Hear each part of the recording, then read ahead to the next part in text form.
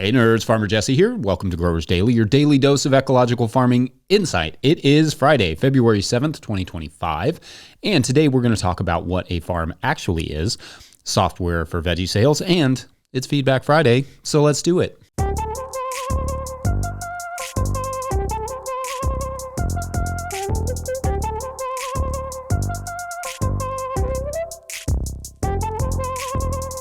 All right, well, Friday's here. Some of you may be harvesting, some of you may be drinking coffee, some of you may be listening for the first time and are like, what is this? Shouts to any and all of that. I am gearing up for a fun weekend of FA Cup action over there in England. I mean, I'm going to be here, but you get the idea. We'll also be fixing stuff around the house and getting both of my soccer coaching plans nailed down for both of my teams, as well as my tree planting plan nailed down for next month. Because like it or not, the trees are on their way here in March, and March is on its way here also in March. As is more sunlight, more warmth, this place is about to explode with activity, and I'm here for it. All right, it's Friday, which means Feedback Friday, where we look back at some of the week's topics and listen to what you all have to say about them. On Monday, we discussed regenerative agriculture plastered on the DiGiorno pizza boxes, and I liked this from @NateSlack, who writes, quote, I work in the organic certification industry as well as teach a technical college ag program where we focus on regenerative practices.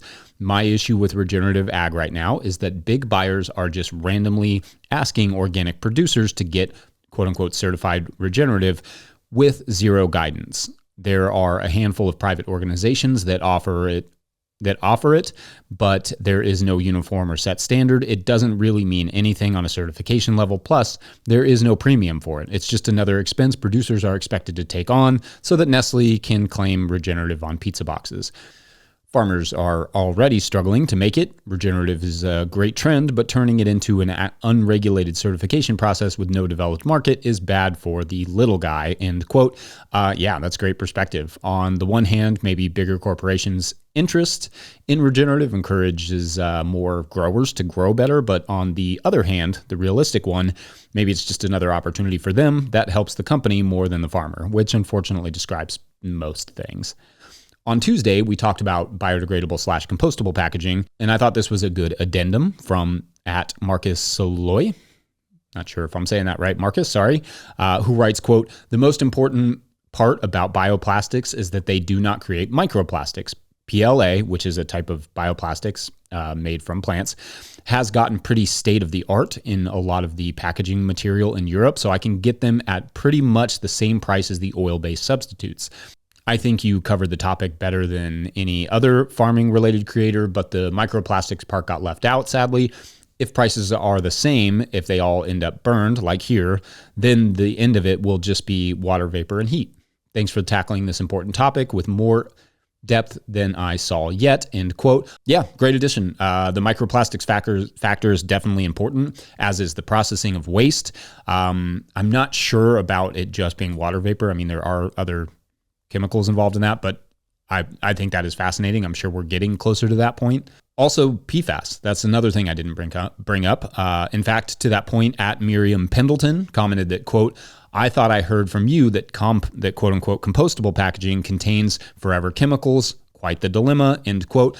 Great clarification. Thank you. So that is still somewhat true. Some compostable packaging does also contain PFAS, forever chemicals, but not the BPI certified compostable packaging that I was talking about. That's what you want to look for, that BPI certified compostable. Like I said in that episode, it's going to be hard. It's going to be just a generally hard topic to cover in a single segment because there are a lot of layers to both biodegradable packaging and compostable packaging. Also, I'm listening to this audiobook called Frostbite, How Refrigeration Changed Our Food, Our Planet, and Ourselves by Nicola Twilley. It's not just an audiobook, it's also just a regular book, but I can only read one book at a time, so I also listened to one. Anyway, I'll link that in the show notes, and it's really amazing how much work has gone into making plastic bags effective for produce, so it's understandable to some extent why it would take so long to make bioplastics as effective at a similar cost. More on that book later, though. Also, Gastropod is awesome podcast, so shouts to all of that. On Wednesday, we discussed what seeds go into what blocks, and I found this comment from @Moabite or Moabite 367 very helpful. They wrote, quote, Hey Jesse, big fan here, but on this video I have a suggestion. Some of us have kitchen gardens. We do not sell our produce, but we can still get a lot out of your shows. However, quote unquote 72 block and quote unquote 128 block means zero to us. I think of it as 1 inch, 2 by 2 inch, 3 by 3 inch, etc. If you could include that info also next time, it would be helpful. Thanks for all the wonderful episodes, end quote. Yeah, thanks. I think that's very helpful for me to know. What's weird about this show is that my audience is so broad, from everything from like backyard gardeners to professional growers to people who don't grow anything but just seem to like dad jokes. So I will sometimes get too technical and always feel free to let me know if I need to clarify something. But I will also try to be more conscious of that for you all, for everyone. For your query here, 128 cells are roughly 1 by 1 inch and 2.25 inches deep, give or take. 72 cell trays are closer to 1.5 by 1.5 inches, give or take, and similarly 2.25 inches deep or so. There are some variations depending on the producer, but yeah, sometimes when I just start talking in numbers, it sounds like nonsense anyway, so I'll try to start balancing those things a little better. Also in that thread, lots of interesting comments on wool, like make sure any wool that you get has not been treated. That's a good one. But I like this from @CatReeves963, who writes, quote, "My family are sheep farmers. I'm a flower farmer and I use wool extensively. I don't use it in paths, but on top of beds. Pros are all the things that Jesse mentioned, and it does stop annual weeds germinating. But if you have not dealt with perennial weeds, they will still grow through, and it's super annoying to weed. Also can be annoying/slow to plant into if doing tightly spaced plants, but larger plants that like even moisture would be perfect for wool, like dahlias, squash, tomatoes, etc. I found slugs all over the wool, so not sure that is a thing, but overall, I dig the water retention and soil preservation properties. I'm also trying an underbed layer of wool for a newly broken area, so we will see how that goes. Smiley face emoji, end quote. Yeah, great. I mean, thank you for that perspective. It's nice to hear people, from people who actually use it regularly. Like, we've never put wool in our garden, so I only have so much perspective on it, and all that perspective just comes from you. So thanks for all of your comments and insight. Comment section. You all rock. On Thursday, I took 3 questions from Patreon members, and the first one was from Daniela Williams, and she offered some additional context on that show thread and said, quote, "We have a John Deere 1025R compact utility tractor, one step above a riding lawnmower for our heavier duty lifting on our farm, but want something for more intricate details like bed flipping, shallow tilling, and tunnel work. There was a BCS rep at a conference my partner was at last week, and I attended a different conference where BCS was brought up. It seemed the 853 was the more popular model, along with the flail mower and power harrow attachments," end quote. Awesome. Thanks, Daniela. I appreciate the contextual additions there. And what I would also add to, based on those on that context, is that we have the 749 model of the BCS. It's 13 horsepower. It's basically the same thing as the 853, but without the transport gear and a couple other little things. I also want to say that when we bought it, it was cheaper than the 853, but now it looks like the 853 may be comparable, or if not cheaper, than the 749.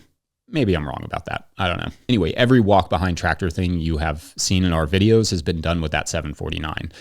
The one thing I will say, though, is that working in a tunnel with a BCS, which sounds like kind of what you hope this could help you with, can be a little intense on fumes. It's easier to manipulate than a large tractor, obviously, but you do still have to leave space on each end and on the sides to move it around. And it can be difficult to get up against the sidewalls. That can be managed with design, obviously. It's just something to think about when you're, kind of thinking about getting this tool specifically for a tunnel, where something like a tilter, again, may make a little bit more sense, or at least be a little easier and free up a little of that space that you would have originally had to leave for the BCS. But thank you for the extra context and great stuff this week, you all. I will always maintain that I have the smartest supporters on YouTube, on podcasts, all the things. So shouts to that. We're going to take a quick break, and when we return, we'll talk software for selling vegetables. BRB. Today's episode of Growers Daily is brought to you by Farmhand. Today's episode of Growers Daily is also brought to you by Farmhand. I don't know about you, but I got into farming to be in the field growing food for my community, not creating elaborate pack lists, not writing newsletters or responding to emails, not designing and maintaining web stores, and etc. And I especially don't enjoy doing those things after an already full and fulfilling day of growing food. Actually, if I spent less time on my phone and behind the computer, that would be great. If only there were a solution for that. Enter Farmhand. Farmhand is the only all-in-one virtual assistant built by and for farmers. With one single platform, Farmhand enables you to offload your administrative tasks, send and manage communications, and sell more to your customers. Farmhand saves growers an average of 6 hours of administrative load each week. That's 6 hours so you can get back into the field, spend more time with friends or family, or have a life outside of the farm, which is actually a thing. Think about it. What would you do with an extra 6 hours a week? Sign up for a free trial with the link in the show notes, because now is the best time to dial in those systems for the next growing season. Follow the Farmhand link in the show notes to learn more. All right, back to the show. If you, the listener, are enjoying this content, getting even a small amount of value from it, consider supporting our work over at patreon.com/no-till-growers. I will try to get to questions from everywhere that questions come in, but I will always get to your Patreon questions now. Today's Patreon question comes from Patreon member Jennifer Dunbar, who asks, quote, "Hey Jesse, I am enjoying this community and gleaning so much from your daily show. Is there a way to search your past shows for information that has already been presented? I am looking for point of sale software reviews. I'm still a new farmer, and this is definitely a subject that is time consuming and very costly. I'm currently with a company that software is so complex. I feel like I need a degree in coding to understand it, so it's costing me a lot of valuable time. I would love to hear if you have already given your reviews on this topic. Thank you so much." End quote. Okay, so thanks, Jennifer. Great questions. To the first part of your question about a way to search shows for information that has already been presented. So, sorta, but it also not greatly, if greatly is a word. There really isn't an easy way to search through the shows yet and pick every topic. However, the plan is that once we hire a producer, there are some AI programs like maybe Notebook LM we could potentially use somewhere. We could feed all the transcripts into the program from the show and basically enable anyone to search what has been covered and get a full breakdown of what I've already said on X topic. I'm not quite that savvy enough, nor do I have the time yet to set that up, but hopefully once we get a producer, we could put something like that together for you all. To your question about point of sale systems, software reviews, there are a lot of point of sale systems out there, but you will find that most farmers, though I definitely do not speak for all of them, use the simplest POS systems like Square, because farms don't generally have complicated sales that require layers upon layers for an order like a restaurant does. There are special requests sometimes, but thankfully there's nothing like, there's no hold the pickles in the market farming world, really. Sometimes people ask me to take their greens off their carrots. That's about it. So it's usually just a simple unit and a price, and the system simply has to track what sells, how much is earned, etc. That would be just normal POS stuff. However, there are POS systems like Barn to Door and Local Line that are more specialized and geared around market farming that are worth exploring, especially if you have a really dynamic marketing approach. And full disclosure that they have both sponsored no-till growers programs in the past, so that's important to point out. But again, these are kind of designed to handle more dynamic sales models. Once you have your marketing plan nailed down, you can chat with each of the POS system options to see which seems more in line with your goals. I don't know about reviews, but I polled our Instagram following yesterday about which systems folks use, and out of 31 responses by the time I record this, 24 were for Square, which is also what we use, 2 QuickBooks Pro, 1 Zettel, hadn't heard of that one, 1 Comcash, and 1 Shopify. And then there were some combos. Wisteria Hill Farm mentioned using Square for online sales, but Venmo for tap to pay for the lower fees that Venmo has. We also use Venmo. And Shady Bee Farms mentioned using Square, though they wished it was easier to track sales by weight. I would say a lot of folks who responded also use Venmo, and again, we do that as well. So a small sample size, but a real life sample size of what growers are currently using. Like I said, you may find that a simple Square or Stripe or Shopify may be enough, or you may like the idea of working with a company that's specifically supports and understands farmers, and for that matter has supported our work, which is rad.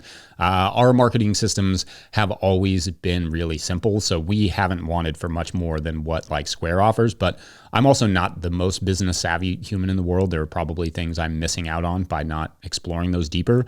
Others can and should feel free to chime in the comments section. I'd be curious to hear what others are using or feelings about one of those that I've mentioned. Anyway, that's not the most helpful response maybe, but hopefully I gave you some things to think about. It definitely should not be so complicated that it feels like learning code. I took code writing class in high school, which is where I learned I will be many kinds of nerd in my lifetime, but I do not have what it takes to be a computer nerd. Yeah. Anyway, thanks for the question, and I would keep an eye on the comments as people put their 2 cents in about the preferred POS systems. Anyway, up next, what is a farm anyway? Anyway, that's almost like a palindrome. Actually, it's nothing like a palindrome. We'll be right back. Today's episode of Growers Daily is brought to you by GrowSmart. Curious if your soil will be ready for planting this spring? GrowSmart can help you find out with their at-home soil tests. They'll ship it right to your door. Just send it back with your prepaid shipping and you'll have your lab results in just 2 business days. Their reports are simple with tailored seasonal recommendations for fertilizers and amendments. Order now at growsmart.com and use the code DAILY for 10% off. That's DAILY. Begin your soil prep now for a great spring with GrowSmart. All right, back to the show.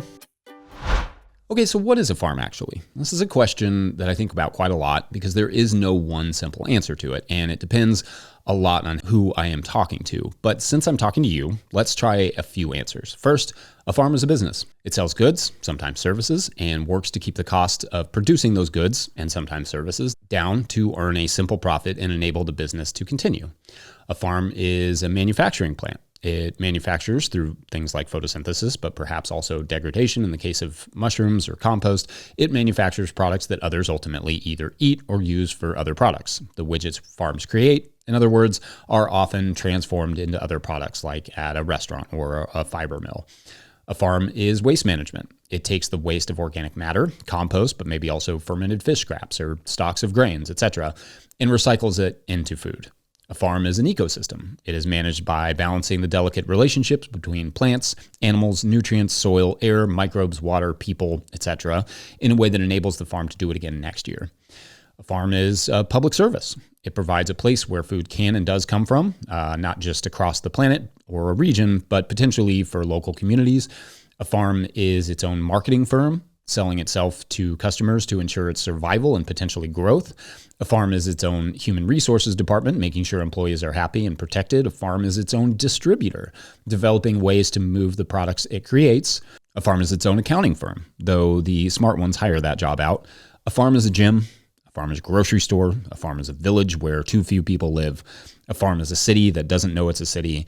A farm is art. A farm is science. A farm is economy. A farm is the problem. A farm is the solution. So with all that in mind, what then does that make a farmer? Well, I guess if I had to pin that down, I would say a farmer is someone with a decent sense of humor. When I think about what farming is, it is not easy to compare to other businesses because it is so many businesses in one, while also being so much more than a business at the same time, and then also not a business at all. In some ways, a farm is like a full-blown corporation the day it's born, which is not easy to wrap one's brain around. Most businesses start small and grow into distribution, sales, marketing, production, manufacturing, not farms. Farms start big and they stay that way, even the small ones. Now, I'm not suggesting other businesses aren't complicated from the jump, just that most other businesses don't have all the complications all at once. And I don't have a solution or know if there's anything that needs to be solved about it. Just that when something is more than a business, it's hard to advise people how to do it. It feels like saying, just go start ecological Disneyland and then go from there. No biggie. Anyway, thoughts on what a farm is, what it isn't? I'm going to wrap it up there, but before we go, I want to give one last shout out to the good folks over at Rimmel Greenhouses for making this show possible. Whether you're growing tomatoes for market, flowers in the spring, or vegetables for your family, growing in a high tunnel protected from the weather provides the right environment for a harvest you can count on. Rimmel greenhouses are strong, durable, and easy to assemble, offering the quality you need to grow productively year-round. The team of experts at Rimmel Greenhouse Systems will be your trusted partners to ensure you get exceptional value from your greenhouse or high tunnel investment. Visit Rimmel.com today to get growing. I feel like I did pretty good on that one. Huge shouts to Willie Breeding for the theme music and the team at No Till Growers. Also, shouts to Epidemic Sound for the background music you are hearing now. let that one go a little long for the weekend. Pick up a copy of the Living Soil Handbook by me or The Seed Farmer by Dan Brisebois over at no-tillgrowers.com to support our work. Big thank you to everyone over at patreon.com/no-tillgrowers, where at a certain level, or if you just bump up from one level to another, or you sign up in the month of February, you get a shout out on the show. So big shout outs today to, these are the monthlies: William Wiley Madro, Richia Grant, wish I started 20 years ago, Dwight Yoder, Honey Works, Lynn Tompkins, Steve Hurlbut, Rebecca S., Mark Ravenel, Doug Wilkes, Lee Shelley, Brian McCarthy, Larry Shepard, Spencer Carter, Martian Cindy, DP, Kat Brannigan. If anybody ever asks why I tell these stories at the end, it all started with Kat Brannigan. You can blame Kat.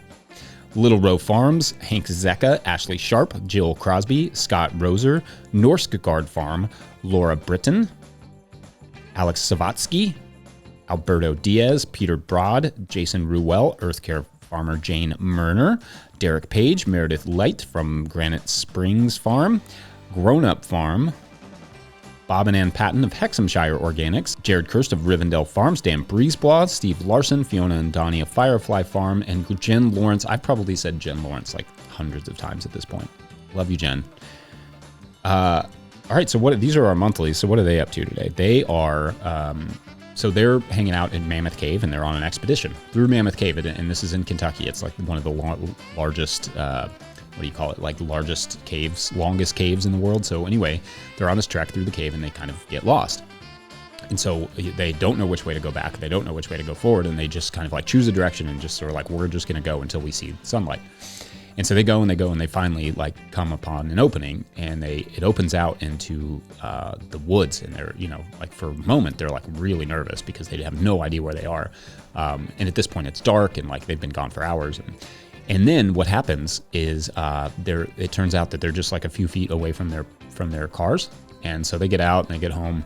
They get out and they find their cars, and everybody's like very relieved. And they get home and they realize they've gone into a totally different dimension, which you would think is a problem, but it's not so different that they're like, it's worth going back, because that was a very hard journey. So anyway, that's where the monthlies are. All right, you all have a great weekend. We will see you back here on Monday. Yeah. Thanks for watching and/or listening. Bye.